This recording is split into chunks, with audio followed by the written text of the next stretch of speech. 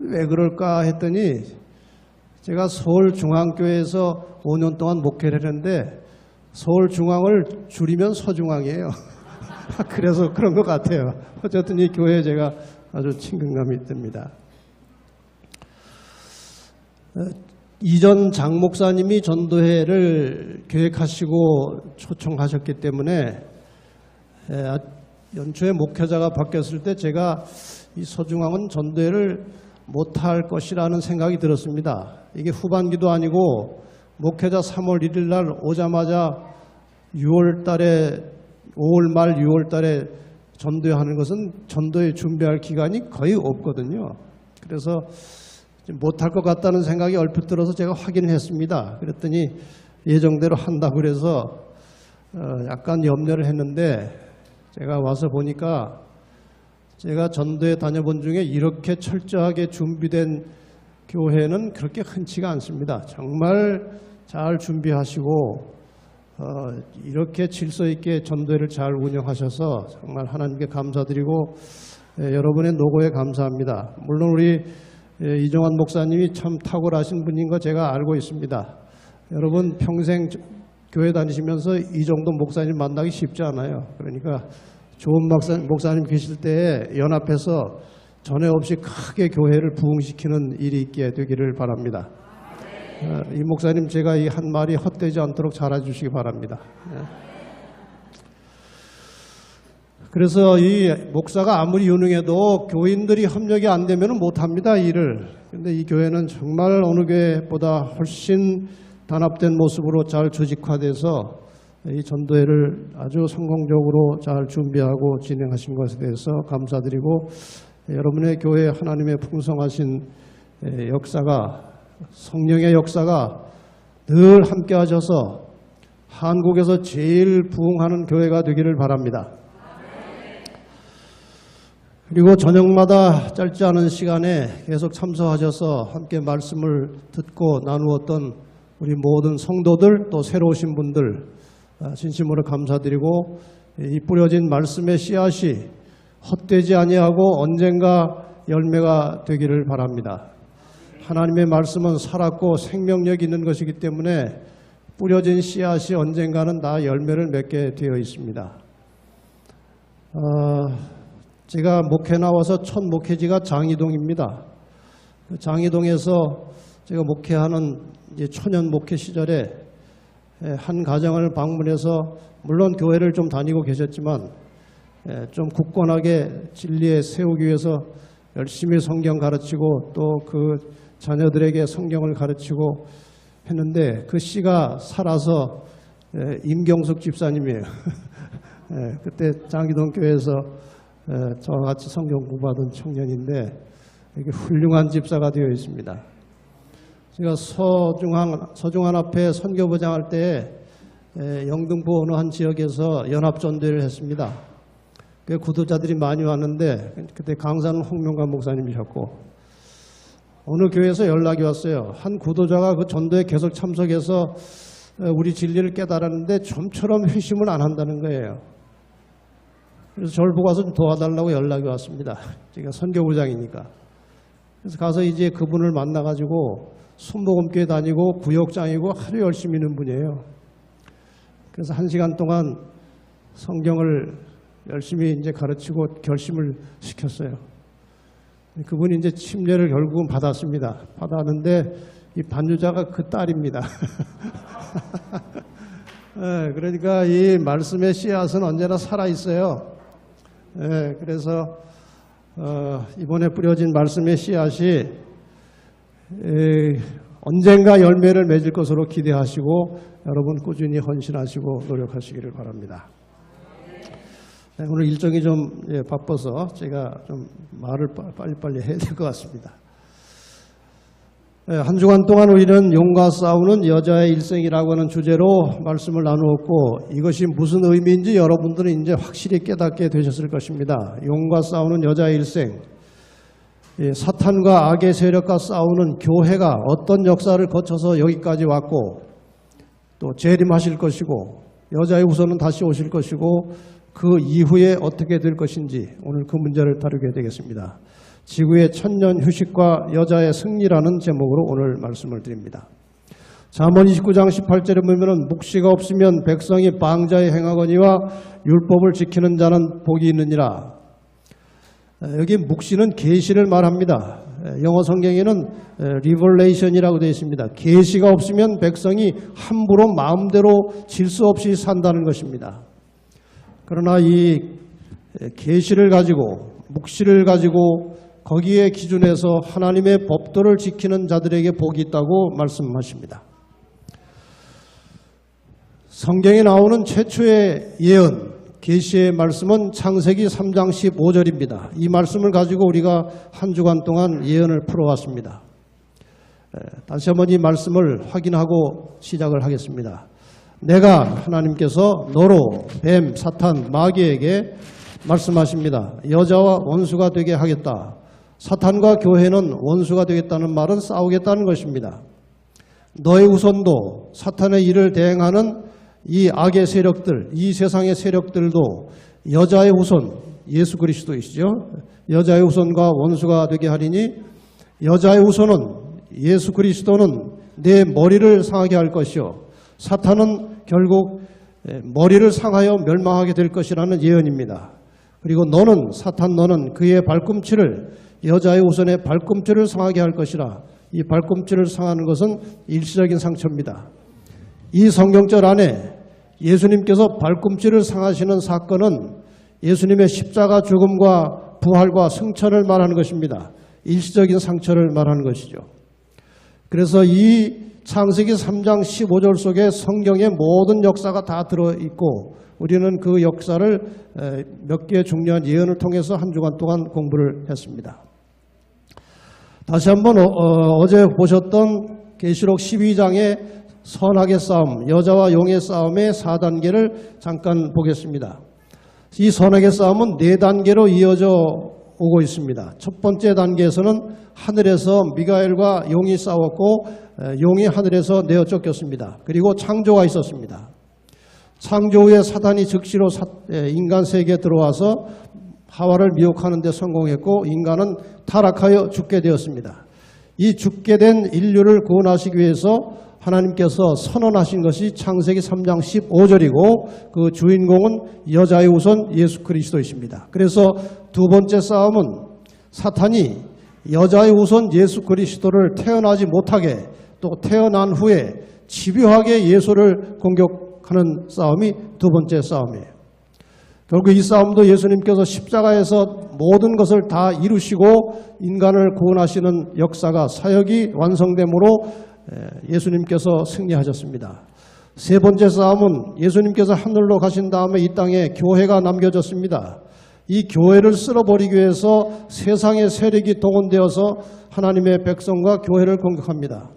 1차적으로 로마 제국이 공격을 해서 교회를 핍박했고 그 다음에 다시 교회를 타락시킨 다음에 타락한 로마 교회가 하나님의 교회와 성도들을 괴롭히고 하나님을 대적하는 일을 했습니다. 결국 1798년에 교황이 몰락함으로써 그 세 번째 싸움도 끝났습니다. 이제 마지막 네 번째 싸움에 대해서는 계시록 12장 17절에 용이 여자에게 분노하여 돌아가서 그 여자의 남은 자손 하나님의 계명을 지키고 예수의 증거를 가진 자들과 더불어 싸우겠다고 됐고 그 싸움을 위해서 등장하는 세력과 그 전략이 계시록 13장에 나오는데 교황공과 미국이 연합하여 온 세계를 하나로 묶어서 끝까지 하나님께 충성하는 남은 자손을 공격할 것이라고 되어 있습니다. 그동안 여러분이 공부하신 내용에 의하면은 양쪽에 깃발이 하나씩 있습니다. 하나는 일요일 깃발이고 남은 자손은 안식일 깃발입니다. 이 깃발에 어디 앞에 설 것인가가 우리의 영원한 운명을 마지막에 결정하게 될 것입니다. 저것은 인간의 전통입니다. 일요일은 하나님의 뜻이 아니고 사람의 전통에 의해서 만들어진 날이고 안식일은 하나님의 계명에 명시된 하나님의 뜻입니다. 이것이 마지막 싸움이에요. 그리고 이 문제에 대해서 우리는 꽤 상세하게 공부를 했습니다. 이 안식일이 왜 중요한가 하면은 하나님의 법과 인간의 법이 대립하는 것입니다. 하나님께서는 그 백성과 하나님 사이의 표징으로 안식일을 주셨습니다. 안식일을 기억하여 거룩히 지키라고 했는데 사탄은 인간들을 충동해서 안식일 대신 주일을, 일요일을 갖다가 대체했습니다. 그래서 결국 이 세상 역사의 마지막에는 이 안식일과 주일이 충돌하게 될 것이고 이것에 의해서 인류의 영원한 운명이 개인적으로 결정이 된다는 것입니다. 지금 현재는 이미 공부하신 대로 교황을 중심으로 온 세계 정치, 종교, 경제 이러한 모든 세상의 힘들이 교황권을 중심으로 하나로 연합되고 있는 과정 속에 우리가 살고 있습니다. 이것을 보면 이 세상의 마지막에 거대한 2대 연합운동이 일어나는데 하나는 교파를 초월한 하나의 진리를 중심으로 한 백성이 연합하게 될 것입니다.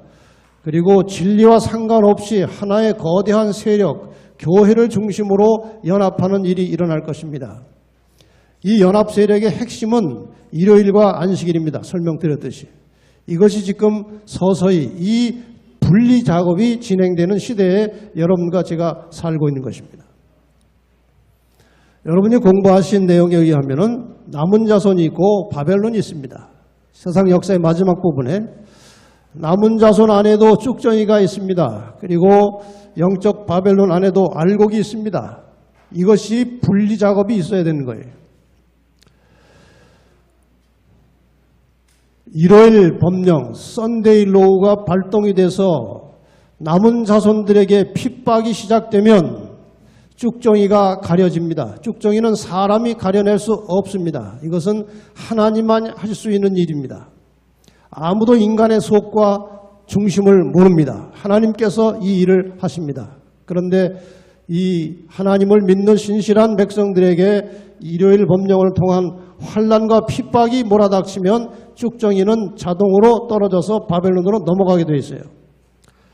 그 다음에 이 순결한 교회에 성령의 역사가 임하실 것입니다. 이 성령의 역사로 남은 자손들이 큰 소리로 이 세상을 향해서 외치게 될 때 이 성령의 능력과 역사를 통해서 바벨론 안에 있는 알곡들이 그 음성을 알아듣고 바벨론에서 하나님의 백성으로 나오는 일이 일어날 것입니다. 이렇게 해서 구원받을 자와 멸망받을 자가 결정이 되면 주님이 오시는 것입니다. 이렇게 해서 분리작업이 일어납니다. 이렇게 해서 구원받게 된 하나님의 백성들과 멸망받게 될 악의 백성들에게 선언이 있습니다. 계시록 22장 11절에 불의를 하는 자는 그대로 불의를 하고 더러운 자는 그대로 더럽고 의로운 자는 그대로 의를 행하고 거룩한 자는 그대로 거룩되게 하라. 이 선언이 떨어지는 순간에 구원받은 자는 다시는 멸망으로 들어가지 않고 멸망이 확정된 자는 결코 구원받을 수 없는 영원한 운명이 확정되는 순간입니다. 이렇게 해서 구원받게 된 사람들을 성경에서는 14만 4천이라고 묘사하고 있는 것입니다. 이렇게 해서 구원받을 자들이 확정되면 예수님께서 오시는데 예수님께서 오시기 직전에 이 지구상에 7개의 재앙이 내릴 것이라고 계시록 16장에 예언이 되어 있습니다. 이 7 재앙은 마치 애굽의 이스라엘 백성들을 구출해 나가려고 할 때 바로가 이스라엘 백성들을 내어주지 않았기 때문에 하나님께서 10개의 재앙으로 애굽을 초토화시킨 다음에 백성들을 구출해 나오신 그 장면과 비슷합니다. 이 마지막에 사탄이 이 의인들을 놔주지 아니려고 하는 것입니다. 하나님께서 7개의 재앙으로 이 지구를 초토화시킨 다음에 마지막 부분에 하나님의 백성들을 극적으로 이끌어서 하늘로 데려가시는 장면이 나타나게 될 것입니다. 7 재앙을 자세하게 설명할 시간이 없기 때문에 내용만 간단히 소개하겠습니다. 첫 번째 재앙은 악하고 독한 헌대가 날 것이라고 했습니다. 두 번째 재앙은 바다가 피가 되어서 생물들이 다 죽게 될 것이고 아마도 추측해 보면은 산소가 부족해서 사람들이 대단히 어려움을 당하게 될 것입니다. 강과 물의 근원이 피가 돼서 식수가 피가 되는 재앙이 올 것입니다. 해가 뜨거워지고 사람을 태웁니다. 사람을 태울 정도로 해가 뜨거워지는 재앙이 있을 것입니다. 갑자기 흑암이 옵니다. 그런데 이 모든 재앙이 의인의 집에는 이르지 않는다는 것입니다. 놀라운 섭리예요. 사실 흑암 재앙이 내리면은 온 세상이 한꺼번에 다 캄캄한데 애굽에도 흑암지왕이 있었는데 이스라엘 백성들 집에는 광명이 있었더라 그랬어요. 이렇게 해서 하나님의 백성들은 이 재앙의 해를 받지 않습니다. 그래서 사탄의 세력들이 이 재앙이 내리는 이유는 저 재앙을 받지 않는 사람들이 원인이라고 생각하고 그들을 죽이려고 하는 것입니다. 그 죽이려고 하는 마지막 전쟁이 아마겟돈 전쟁이에요.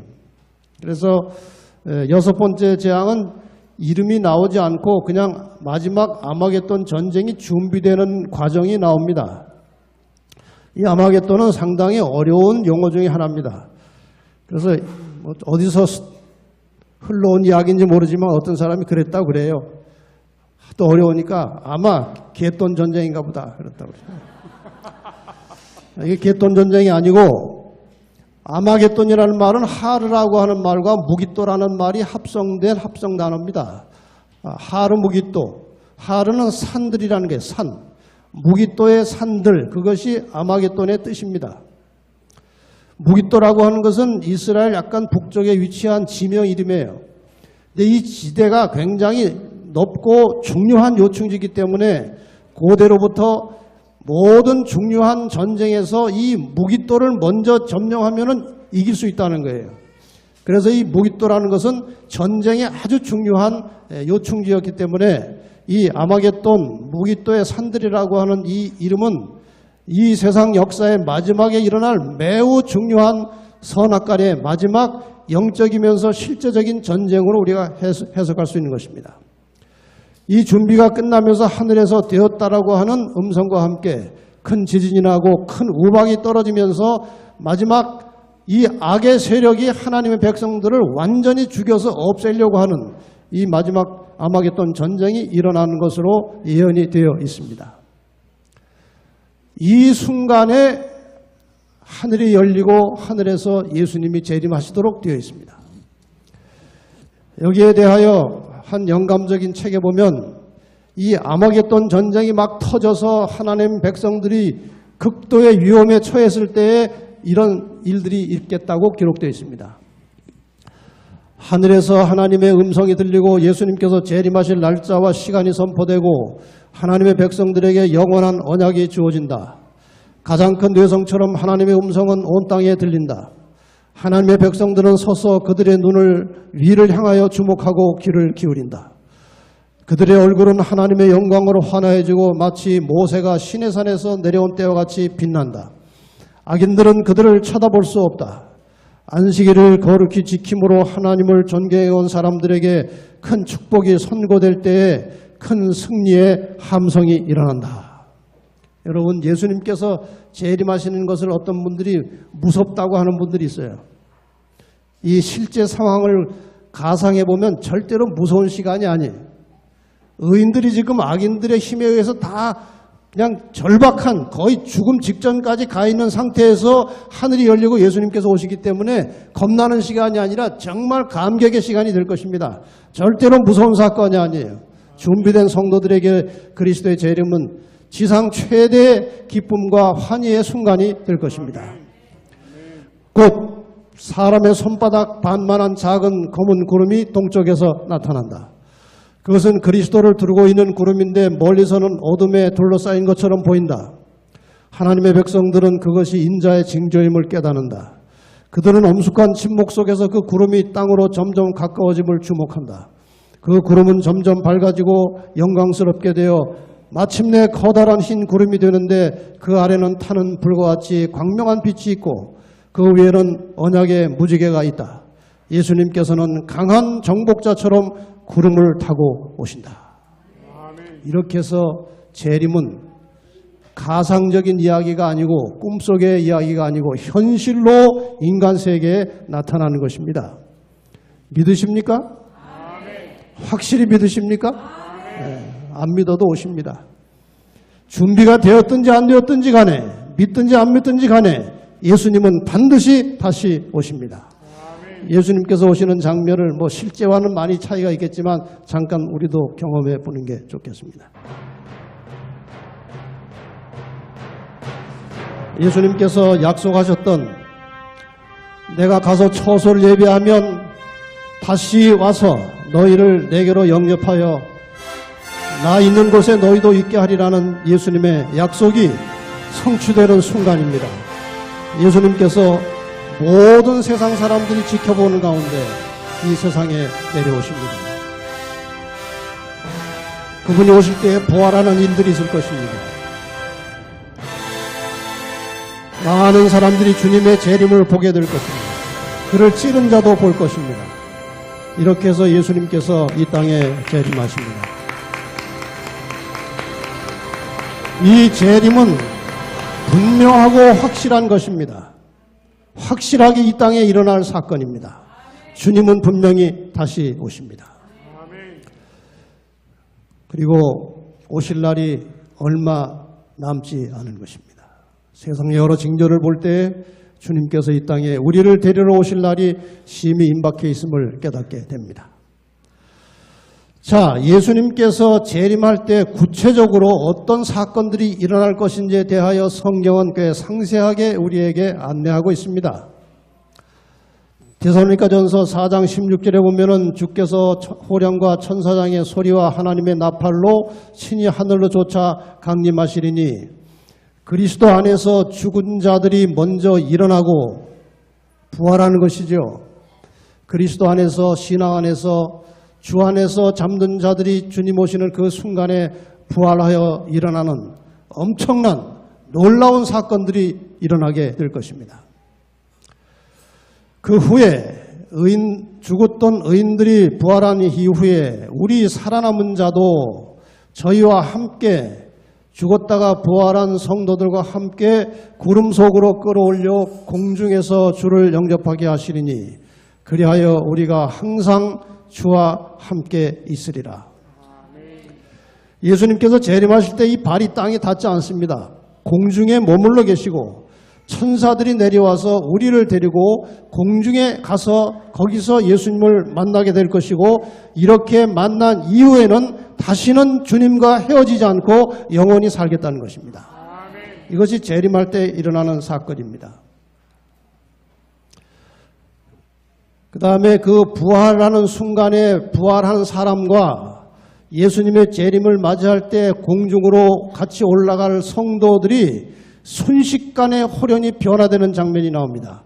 보라 내가 너희에게 비밀을 말하노니 우리가 다 잠잘 것이 아니요 마지막 나팔에 순식간에 호련히 다 변화하리니 나팔 소리가 나매 죽은 자들이 썩지 아니할 것으로 다시 살고 우리도 살아있던 우리도 변화하리라. 이것이 어떤 변화입니까? 이것은 현재 우리와는 전혀 다른 상태로 변화가 일순간에 일어나는 것입니다. 어떤 변화일까요?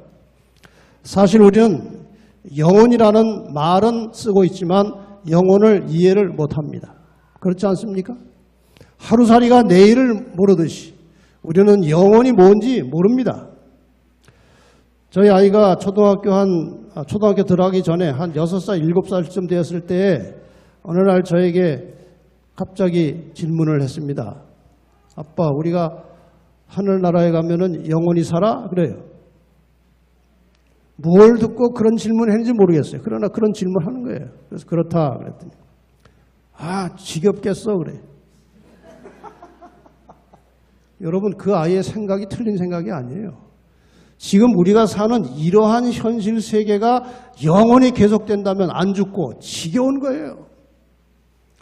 그래서 이 호련히 변화된다는 것은 시간 공간의 제한 속에 살아가는 인간이 이 시간의 제한 없이 공간 제한 없이 영원히 하나님을 대면해서 볼 수 있고 하나님과 함께 살 수 있는 상태로 변화되는 거예요. 차원이 다른 인간으로 만들어지는 것입니다. 이것이 원래 인간이 창조될 때 그 모습으로 우리를 변화시켜 주시는 것입니다. 그리고 이 땅에 죽어있던 악인들은 그대로 죽어있고 남아있던 악인들이 이제 멸망하는 장면이 나옵니다. 주 예수께서 저의 능력의 천사들과 함께 하늘로부터 불꽃 중에 나타나실 때 하나님을 모르는 자들과 우리 주 예수의 복음을 복종치 않는 자들에게 형벌을 주시리니 이런 자들이 주의 얼굴과 그의 힘의 영광을 떠나 영원한 멸망의 형벌을 받으리로다. 여기 멸망받을 사람들이 두 부류로 나와 있습니다. 하나님을 모르는 자들은 아예 하나님을 거절하고 불신하는 자들입니다. 그 다음에 복음을 복종치 않는 자들이라고 하는 것은 복음은 들었지만 순종하지 않던 자들입니다. 이러한 모든 악인들이 예수님의 재림과 함께 멸망을 당하게 될 것입니다. 이 상황에 대해서 에레미야 25장 33절 현대인 번역에 보면 이렇게 되어 있습니다. 그날에 예수님께서 재림하시는 그날을 말합니다. 여호와에게 죽임을 당한 자들의 시체가 땅 이 끝에서 저 끝까지 질비하게 흩어져 있을 것이며 그들을 위해 슬퍼하거나 그들의 시체를 싸서 묻어주는 자가 없어 그 시체들이 땅바닥에 흩어져 있는 거름더미 같을 것이다. 왜? 그들을 위해서 슬퍼하거나 그들의 시체를 싸서 장사 지낼 사람들이 없다고 그랬어요. 왜 그렇습니까?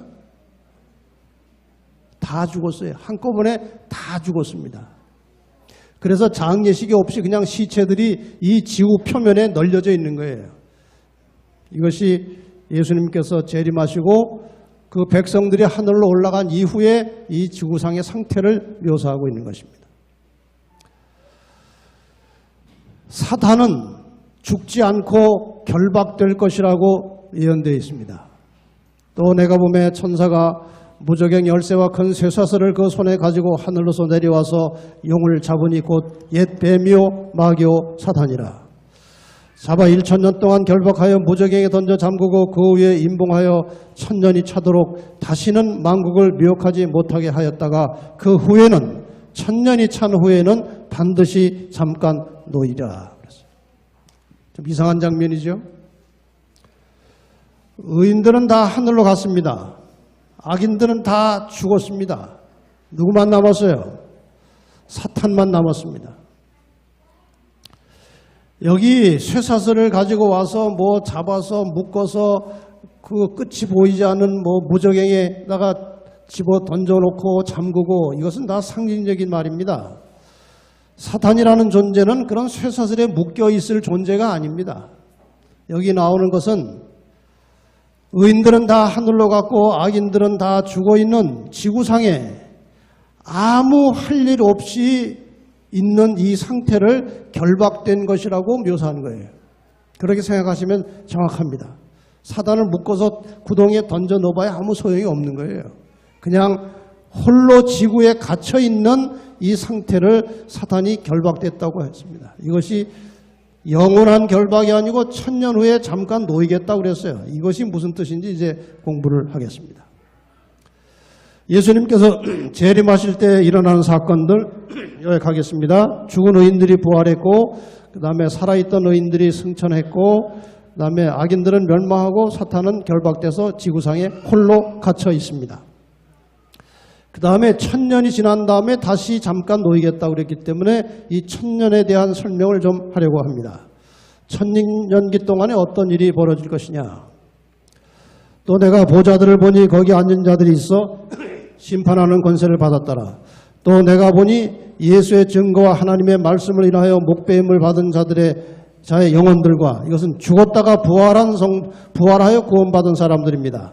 또 짐승과 그의 우상에게 경배하지도 아니하고 이마와 손에 그의 표를 받지도 아니한 자들, 이들은 마지막 환난을 통과하고 살아서 구원받은 자들입니다.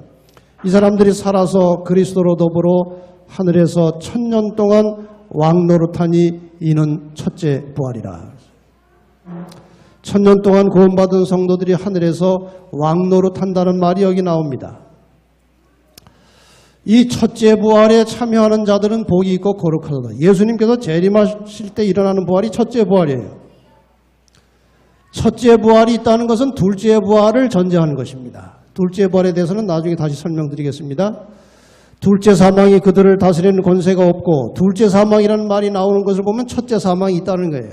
그래서 다 종합해서 이제 한꺼번에 설명드리겠습니다. 그들을 다스리는 권세가 없고 도리어 그들이 하나님과 그리스도의 제사장이 되어 1000년 동안 그리스도로 더불어 왕노릇하겠다.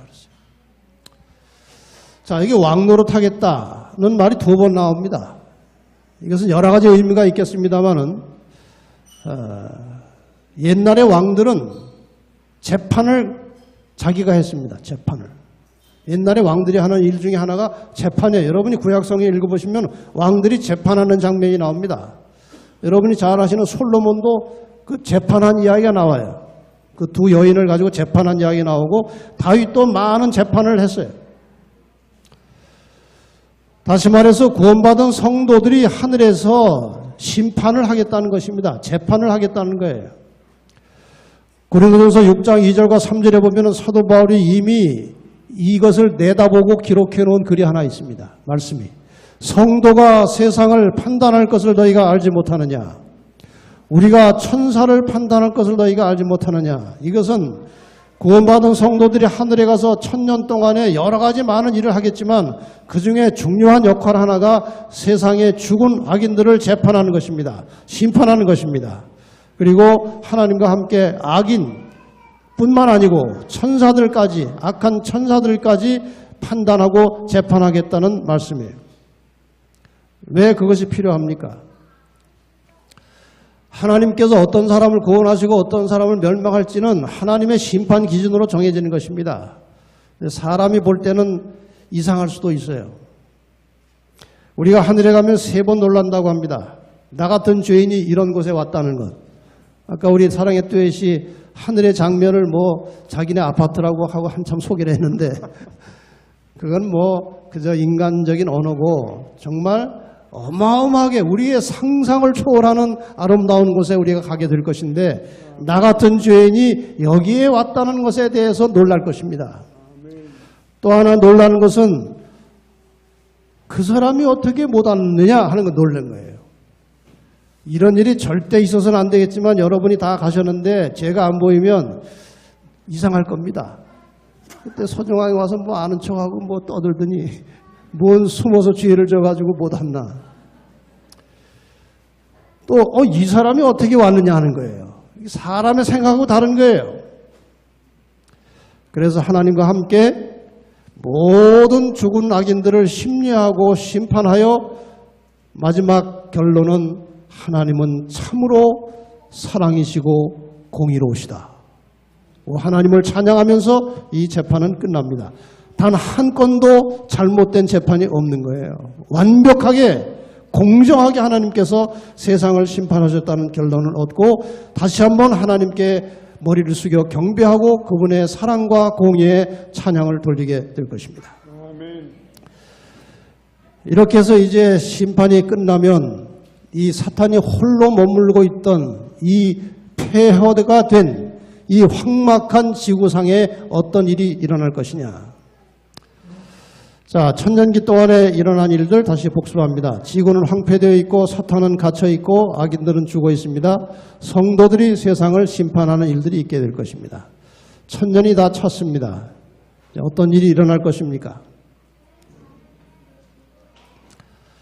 지금 제가 설명드리는 이러한 절차와 이러한 역사적 예언 해석을 가지고 가르치는 교파는 이 지구상에 없습니다. 그래서 지금 예수님께서 재림하신 이후에 이렇게 상세한 역사를 예언을 가지고 공부하는 일은 그렇게 쉽지 않은데 여러분이 지금 이 마지막 매우 중요한 예언을 지금 공부하고 계십니다. 스가랴 14장 4절과 5절에 보면은 그날에 그의 발이 예루살렘 앞 곧 동편 감람산에 서실 것이요 감람산은 그 한가운데가 동서로 갈라져 매우 큰 골짜기가 되어 산 절반은 북으로 절반은 남으로 옮기고 이것은요 이 예언을 해석해 보면은 천년이 찬 다음에 하늘의 모든 가족들이 이 지상으로 내려오는 장면이에요. 예수님께서 재림하실 때는 발이 땅에 닿지 않았습니다. 그런데 천년이 찬 후에 다시 이 지구상에 내려오실 때는 그분의 발이 땅에 닿겠다고 그랬어요. 여기에 대해서 아주 분명하게 말씀하셨습니다. 나의 하나님 여호와께서 어떻게 하신다고요? 임하실 것이요 모든 거룩한 자가 주와 함께 하리라. 하늘에 있던 모든 존재들은 다 거룩한 사람들이에요. 거룩한 존재들입니다. 이들이 하늘로부터 이 땅에 다시 내려오는 장면이에요. 그러니까 구원받은 성도들은 하늘에 가서 천년이 차면 모든 살림살이를 다 꾸려가지고 지상으로 다시 내려옵니다. 여러분 기도하실 때 부지 중에라도 하나님 우리가 하늘나라에 가서 영원히 살게 해주세요. 이렇게 기도하면 하나님이 아주 곤란하십니다. 영원히 사는 게 아니고 천년 있다가 어떻게 해요? 다시 내려오는 겁니다. 원래 인류의 고향은 하늘이 아니고 이 지구예요. 여기에 창조함을 받았다는 것입니다. 그래서 인간이 구원받고 회복된다는 것은 이 지구가 회복되는 것이고 인류가 다시 이 지구상에서 영원히 사는 거예요. 그것이 하나님의 구원의 계획입니다. 그런데 달라진 것은 하나님도 천사들도 이 지구로 이사를 온다는 거예요. 나중에 그 장면이 나옵니다. 예루살렘 성도 그때 하늘에서 내려옵니다. 재림 때에는 예루살렘 성 내려오지 않았어요. 천년이 찬 이후에 하늘의 가족들이 이주에 내려올 때에 예루살렘 성이 내려온다고 사도 요한이 기록해 놨습니다. 또 내가 보매 거룩한 성 새 예루살렘이 하나님께로부터 하늘에서 내려오니 그 예배한 것이 신부가 남편을 위하여 단장한 것 같더라. 이렇게 해서 하늘의 모든 가족들이 이 지상으로 다 내려옵니다. 자, 이제 사단이 아까 천년이 차면 반드시 잠깐 놓이겠다고 그랬잖아요. 이제 여기 그 말씀이 나옵니다. 천년이 참에 사단이 그 옥에서 놓여 나와서, 옥에서 놓여 나왔다는 것은 할 일이 없이 혼자 갇혀 있다가 일거리가 생겼다는 말입니다. 땅의 사방 백성 곧 곡과 마곡을 미혹하고 모아 싸움을 붙이리니 그 수가 바다 모래 같으리라. 여기 어려운 말이 또 나왔습니다. 곡과 마곡이라는 말이. 이 곡과 마곡이라고 하는 말은 에스겔 38장에 나옵니다. 한번 잠깐 볼까요? 인자야 너는 마곡 땅에 있는 곡 이렇게 나와요. 곧 로스와 메섹과 두발 왕에게로 얼굴을 향하고, 마곡이라고 하는 것은 이스라엘 북방에 위치해서 늘 이방의 족속들이 살면서 이스라엘 백성들을 괴롭히던 그 지역을 마곡이라고 합니다. 마곡 땅. 그 다음에 이 곡이라고 하는 것은 그 지역에서 일어난 왕들을 가리켜서 곡이라고 그러는 거예요. 그러니까 이 곡과 마곡이라고 하는 말은 하나님을 대적하고 하나님의 백성들을 공격하는, 핍박하는 세상의 모든 악의 세력들을 가리켜서 곡과 마곡이라고 하는 거예요. 그러니까 사탄이 천년이 찬 후에 땅의 사방 백성 곡과 마곡을 미혹한다는 것은 악인들이, 죽어있던 악인들이 다 살아난 것입니다. 그들을 충동해서 이제 새 예루살렘과 성도들을 이제 싸우려고 공격하려고 준비한다는 그런 뜻이에요. 악인들의 부활은 의인의 부활과 다릅니다. 의인의 부활은 영원히 하나님과 함께 살 수 있는 모습으로, 호련히 변화된 모습으로 부활합니다. 그런데 악인들은 죽기 직전의 모습으로 부활합니다. 처참한 장면입니다. 죽기 직전의 모습으로 부활했어요. 사탄이 이제 그들을 다시 충동시키고 이제 미혹을 해서 싸움을 붙이려고 하는 것입니다. 이제 여러분 아까 보셨던 두 부활과 두 사망을 잠깐 설명하겠습니다. 지금 재림이 있고 천년 후에 다시 오셔서 재창조하는 역사가 있습니다. 천년 사이에, 천년을 가운데 두고 재림 때의 부활을 의인의 부활이라고 말하고 천년이 찬 이후의 부활을 악인의 부활이라고 합니다. 의인의 부활이 첫째 부활이고 악인의 부활이 둘째 부활입니다. 요한복음 5장 28절과 29절에 두 부활에 대한 설명을 예수님께서 이미 하셨습니다. 이 부활을 여러분이 우리 같이 한번 읽어봅시다. 시작. 이를 기이 여기지 말라. 무덤 속에 있는 자가 다 그의 음성을 들을 때가 오나니 선한 일을 행한 자는 생명의 부활로, 악한 일을 행한 자는 심판의 부활로 나오리라. 두 부활이 있죠? 생명의 부활이 있고 심판의 부활이 있습니다. 악인도 부활할 수 있다는 것입니다. 그래서 이 첫째 부활을 생명의 부활이라고 하고 둘째 부활을 심판의 부활이라고 말합니다. 첫째 사망, 둘째 사망은 무엇입니까? 예수님 재림 이전에 죽은 모든 악인과 의인의 죽음을 첫째 사망이라고 합니다. 재림 전에 있었던 모든 죽음. 둘째 사망은 천년이 찬 후에 부활했던 악인들이 다시 죽는 것을 둘째 사망이라고 합니다. 이해가 되셨습니까?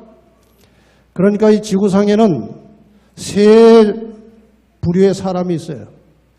한 번 죽는 사람이 있고, 두 번 죽는 사람이 있고, 한 번도 안 죽는 사람이 있어요. 누가 한 번 죽어요? 의인들이에요. 한 번 죽어요. 누가 두 번 죽어요? 악인들은 두 번 죽습니다. 누가 한 번도 안 죽어요? 예수님 재림하실 때 살아있던 성도들은 한 번도 안 죽고 바로 영생으로 직행합니다. 근데 마지막에 약간 고생은 됩니다. 환난을 통과하고 영생하게 돼 있어요. 그래도 기왕이면 죽어 있다가 부활해서 가는 것보다 고생은 좀 되더라도 살아있다 영생하는 게 좋지 않겠습니까? 네, 거기에 다 동참하게 되시기를 바랍니다. 이제 이러한 장면을 보고 이 휘황찬란하게 아름다운 예루살렘 도성과 구원받은 성도들의 그 아름다운 모습을 보고 사탄과 악인들은 분노하여 이 성을 포위해서 치려고 합니다. 그 순간에 하늘이 아니고 이 땅 예루살렘 성 주변에서 거대한 이벤트가 하나 있어요. 예수님께서 온 우주의 왕으로 이제 대관식을 하는 것입니다. 이제 그리스도께서는 원수들 앞에 다시 나타나신다. 그 성, 예루살렘 성보다 훨씬 높은 곳, 찬란한 황금 기초 위에 높이 들린 보좌가 있다. 그 보좌에 하나님의 아들이 좌정하시고 그분의 나라의 백성들이 그 주위를 둘러싼다. 그리스도의 권능과 위엄은 우리의 말로 표현할 수 없고 붓으로 묘사할 수 없다. 영원한 아버지의 영광이 그분의 아들을 둘러싼다. 그러니까 온 세상에 구원받은 성도들과 악인들이 살아서 예수님께서 지금 우주의 왕으로 취임하시는 장면을 보게 되는 것입니다. 이때 모든 구원받은 성도들이 큰 소리로 외쳐서 이렇게 선포합니다. 노란 글씨를 우리 같이 또 읽어보십니다. 시작. 구원하심이 보좌에 앉으신 우리 하나님과 어린 양에게 있도다. 여러분, 우리가 구원받아서 이렇게 큰 소리로 외치는 무리에 함께 서시게 되기를 바랍니다. 아멘. 그 자리에서 하나님의 아들의 마지막 대관식은 하늘과 땅의 모든 거민이 모인 가운데서 행해진다. 이제 만왕의 왕께서는 최고의 위엄과 권세를 가지고 당신의 정부에 반역한 자들에게 선고를 내리시고 하나님의 율법을 범하고 그분의 백성을 박해한 자들에게 판결을 집행하신다. 여러분, 이 장면을 상상력을 동원해서 한번 잘 생각해 보세요. 하나님과 천사들, 천천만만의 천사들, 그리고 구원받은 성도들이 다 한자리에 모였어요. 죽었던 악인들이 다 살아났습니다. 그러니까 창세 이후로, 아담과 하와 이후로 죽었던 모든 인류가 다 살아있는 상태. 이해가 되십니까? 아담과 하와 이래로 이 지구상에 태어난 모든 생명이, 모든 인간이 한자리에 한꺼번에 모인 자리예요. 거기에서 예수님께서 우주의 왕으로 취임하시는 대관식이 있게 될 것입니다. 이 대관식이 끝나면서 사탄이 예루살렘 성을 공격합니다. 그 순간에 하늘에서 불이 내려와서 저희를 소멸한다고 그랬어요. 이게 성경이 말하는 지옥불입니다. 이게 악인들이 완전히 멸망당하는 지옥이 바로 여기에요. 이것은 절대로 영원히 탈 수가 없어요. 이 불은. 만약에 이 불이 영원히 탄다면 구원받은 성도들은 성벽에 올라서서 영원히 불구경만 하는 것입니다. 아들이 죽어가고 어머니가 죽어가고 남편이 죽어가는, 구원 못 받았으면. 이건 절대로 불은 영원한 불이 아니에요. 저희를 소멸한다고 그랬어요. 모든 악인과 마지막에는 사탄까지 소멸됨으로 이 지구는 죄가 완전히 없어지고 깨끗해집니다.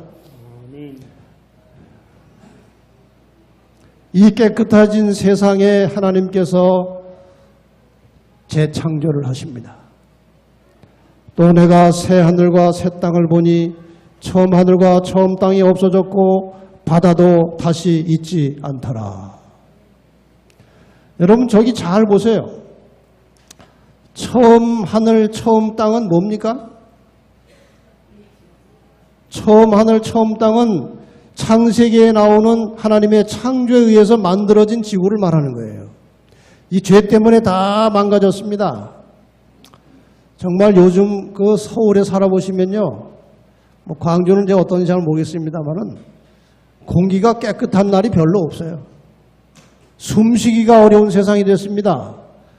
빨리 이거 끝나야 될 것 같아요. 빨리. 주님께서 주님 공해 때문에 먼지 때문에 못 살겠어요. 빨리 오세요. 그런 기도가 저절로 나와요.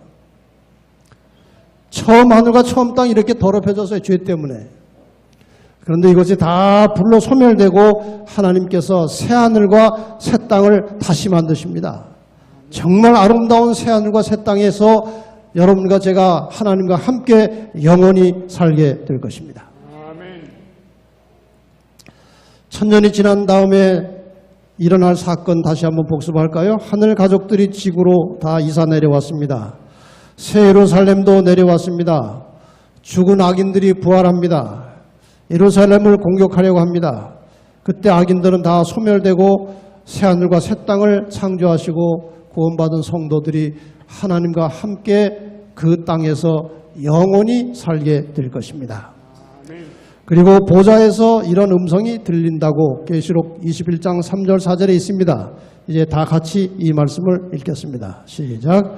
내가 들으니 보좌에서 큰 음성이 나서 가로되 보라 하나님의 장막이 사람들과 함께 있음에 하나님이 저희와 함께 거하시리니 저희는 하나님의 백성이 되고 하나님은 친히 저희와 함께 계셔서 모든 눈물을 그 눈에서 씻기심에 다시 사망이 없고 애통하는 것이나 곡하는 것이나 아픈 것들이 다시 있지 아니하리니 처음 것들이 다 지나갔습니다. 아멘. 여러분 꼭 가셔야 되지 않겠습니까? 아멘. 여기를 가려고 지금 우리가 교회를 다니고 신앙을 하는 것입니다. 아멘. 창세기 3장 15절의 예언이 이렇게 해서 완벽하게 성취가 되어서 인간의 구원이 완성되는 것입니다. 아멘. 창세기 3장 15절의 그림을 이제 다시 완성시키려고 합니다. 그동안은 다 이제 불완전한 도표였는데 이제 완성을 시켜보겠습니다. 구약의 여자 이스라엘, 신약의 여자 교회가 있습니다. 구약의 여자 이스라엘, 신약의 여자 교회를 용의 세력이 핍박을 합니다. 애굽으로부터 시작해서 아수르, 바벨론, 페르시아, 헬라, 로마 제국까지 격렬한 이스라엘 백성에 대한 핍박과 여자의 후손 예수 그리스도를 십자가에 못 박아 죽이는 일이 이 시대에 일어났습니다. 로마 제국이 열발가락 분열되었습니다. 분열된 사이에서 작은 뿌리 하나 올라왔습니다. 나중에 역사적으로 보니까 그것이 로마 교회였습니다. 하나님을 대적하고 그 백성을 핍박하고 괴롭히는 로마 교회가 1000년 이상 하나님의 교회를 핍박했어요. 상처를 입고 뒤로 물러간 것 같았는데 상처가 다시 나아서 또 한 번 출현했습니다. 마지막에 로마 교회가 다시 등장합니다. 목적은 남은 자손을 공격하기 위한 것입니다. 여자의 후손은 2000여 년 전에 오셔서 돌아가셨고 부활하시고 승천해서 하늘로 가셨는데 약속대로 로마 교회와 마지막 남은 자손의 투쟁 끝에 예수님은 다시 오십니다. 그러면 1000년의 세월이 있을 것이고 지구는 황폐되어 있을 것입니다. 1000년이 차면 예수님과 하늘의 온 가족들이 세 번째 내려옵니다.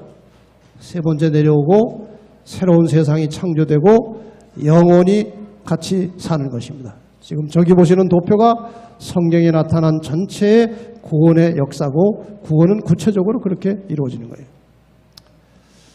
이 역사를 이렇게도 그릴 수 있습니다. 지금 지구는 헛바퀴를 돌고 있다고 하는 개념이에요. 처음 창조되었을 때의 인류의 역사는 영원하도록 되어 있었습니다. 그런데 인간이 타락하고 범죄함으로 헛바퀴 역사가 시작되었습니다. 신학적으로 이 영원이라는 시간을 벗어난 이 헛바퀴의 시간을 비생명, 비존재 그렇게도 표현합니다. 생명이 있으나 생명이 아닌, 존재하는 것 같지만 존재가 없는 그런 헛바퀴의 역사를 돌고 있는 거예요. 여기에 나타난 역사 속에 큰 사건들은 홍수 심판이 있었고, 후에 바벨탑 반역 사건이 있었고, 하나님께서 아브라함을 불러내시고 아브라함을 통해서 이스라엘 민족을 형성하신 다음에 이스라엘의 혈통, 그 여자를 통해서 여자의 후손 예수 그리스도께서 이 땅에 오셨습니다. 예수님께서 오셔서 구원을 다 이루시고 이 땅에 교회가 만들어졌습니다. 초기 교회 역사가 시작됩니다. 교회가 세속화되고 타락하는 역사가 있었습니다. 여기에서 로마 교회가 만들어지고 종교 암흑시대가 있었습니다. 종교 개혁자들이 일어나서 성경대로 살자고 했지만 개혁은 도중에 중단되고 멈췄습니다. 더 깊은 더 넓은 개혁이 일어나지 않았습니다. 개신교들이 많이 생겨났지만 교파 다툼, 그 다음에 교리는 점점 더 어두워져 가고 있습니다. 이런 상태에서 어제 공부하신 대로 남은 교회가 온 성경의 모든 진리를 다 통합해서 하나의 진리 체계로 등장을 합니다. 이렇게 진리를 가진, 하나님의 계명을 가진 남은 자손을 공격하기 위해서 종교 암흑시대를 지배했던 교황의 원세가 다시 출현합니다. 이 마지막 싸움 끝에 예수님께서 재림하십니다. 그리고 천년의 세월이 흐릅니다. 그리고 새하늘과 새 땅을 다시 창조하시고 구원받은 성도들이 다시 영원히 하나님과 함께 사는 것이, 이것이 구속의 계획이에요. 하나님은 정확한 계획을 가지고 움직이십니다. 그 모든 계획을 예언으로 우리에게 다 가르쳐 주셨습니다. 이 모든 인류의 역사를 한마디로 하면 회복이에요. 원래 인간이 창조되던 상태로 되돌아 회복하는 것입니다. 이제 우리는 이 선악의 마지막 싸움이 준비되는 시기에 살고 있습니다. 이제 이 회복이라는 문제를 잠깐 말씀드리고 마치겠습니다. 우리의 참된 신앙은 관계 회복이에요. 나와 하나님 사이에 수직적인 관계의 죄 때문에 불화가 생겼습니다. 이것을 그리스도의 십자가로 회복하는 것이 참된 신앙이에요. 그리고 나와 다른 사람 사이에 불화가 있습니다. 사람과 사람 사이에 수평적인 관계가 불화되어 있었는데 이것을 다시 화목시키는 것이 참된 신앙입니다. 그래서 결국 하나님과 나와 다른 모든 이웃이 하나가 되는 것이 회복이에요. 그래서 하나님께서 고린도후서 5장 18절에 바울을 통해서 이런 말씀을 주셨습니다. 하나님께 모든 것이 하나님께로 났나니 저가 그리스도로 말미암아 우리를 자기와 화목하게 하시고 또 우리에게 화목하게 하는 직책을 주셨다고 말씀하십니다. 그림으로 설명하면 이런 것입니다. 하나님과 나 사이에 죄 때문에 불화한 관계가 있었습니다. 하나님과 불화한 사람들은 궁극적으로 사람과도 다른 사람과도 불화합니다. 잠시 화목할지 모르지만 언제 싸울지 모릅니다. 이것이 인간이에요. 부부지간에도 뭐 화목한 듯 하다가 또 싸웠다가 화목했다가 궁극적인 화목이 없어요. 여기에 대해서 하나님께서 예수 그리스도를 이 땅에 보내주시고 예수님을 통해서 우리의 죄를 해결하시고 우리의 죄를 용서하시고 우리와 불화했던 하나님과의 관계가 다시 화목하게 바뀐 것입니다. 이렇게 구원받은 사람들, 하나님과 화목된 자들에게는 화목하게 하는 직책을 주셨다고 그랬습니다. 여러분, 참된 신앙인이라면 교회에 나와서 함께 생활하는 모든 성도들과 화목하게 사시기를 바랍니다. 한 사람과도 불화한 사람이 있으면 안 됩니다. 혹시 인간이기 때문에 불화가 생겼을지라도 즉시로 해결하고 언제나 우리의 현 상태는 모든 사람과 화목한 관계로 살고 있다면 구원받은 하나님의 백성이라고 하는 증거입니다. 그것이.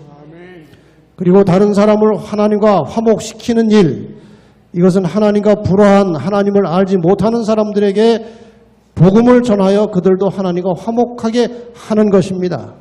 그러니까 내가 구원을 받았는지 못 받았는지 확인하는 매우 중요한 단서 중에 하나는 내가 모든 성도들과 화목하게 지내고 있느냐, 내가 복음을 다른 사람에게도 전함으로 다른 사람도 하나님과 화목하도록 일하고 있느냐, 이것이 구원받았다는 증거입니다. 결국 이 관계, 하나님과 나와 이웃 사이 삼각관계는 서로 사랑하라고 하나님께서 말씀하십니다. 이 세 개의 관계가 사랑으로 연결되는 것이 우리를 향하신 하나님의 소원이고 하나님의 뜻입니다.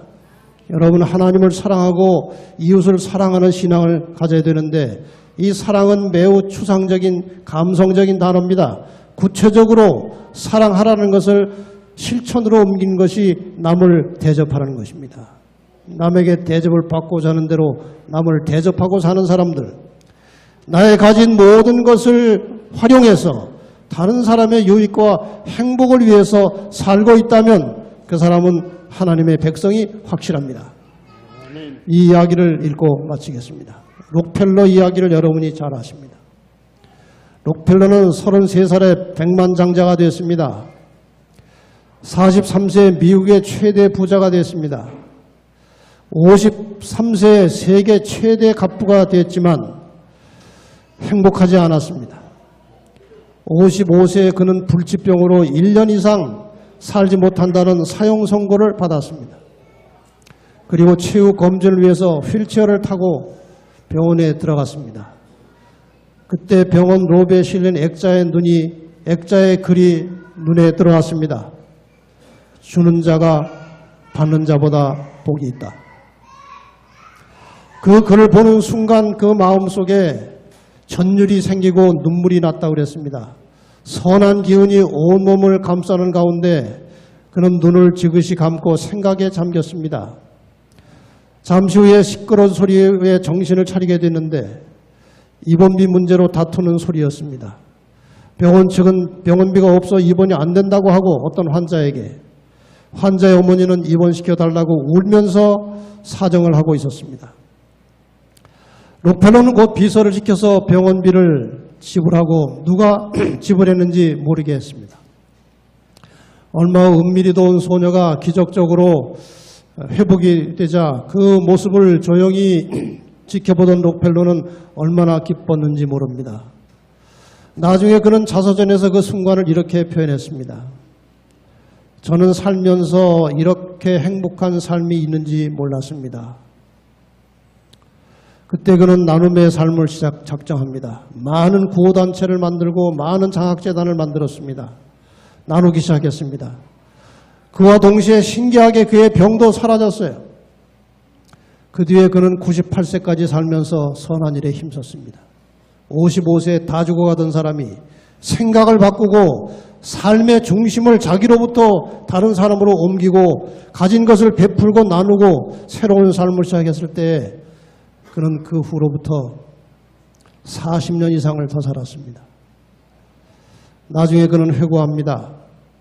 인생 전반기 55년은 쫓기며 살았지만 후반기 43년은 행복하게 살았습니다. 여러분, 하나님께서는 우리 모두가 이렇게 살기를 원하십니다. 이렇게 사는 사람들끼리 모여서 사는 장소가 천국이에요. 여러분, 이 땅에서도 그렇게 사시고 천국 다 함께 가서 하늘에서 만나게 되시기를 바랍니다. 이제 마지막 거룩한 성이라는 찬양을 부르시면서 한 주간의 모든 집회를 마치겠습니다. 이 찬양 뒷부분에 다 함께 일어나서 하는 글자가 나오면 다 일어나셔서 마지막 부분을 같이 부르고 제가 기도하고 마치겠습니다.